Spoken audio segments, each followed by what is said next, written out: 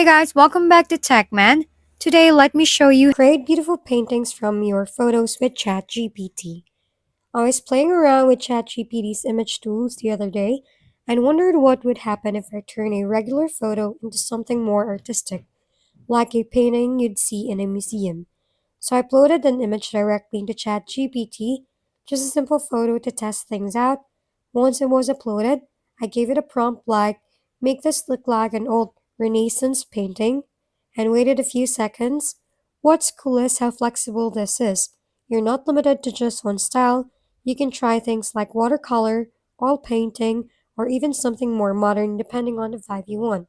When the result came back, the image had completely transformed with softer textures and that classic painted look.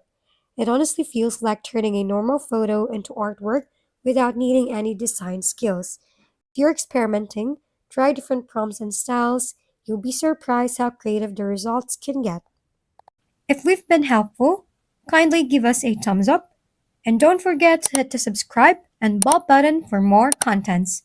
For any questions and suggestions, comment down below.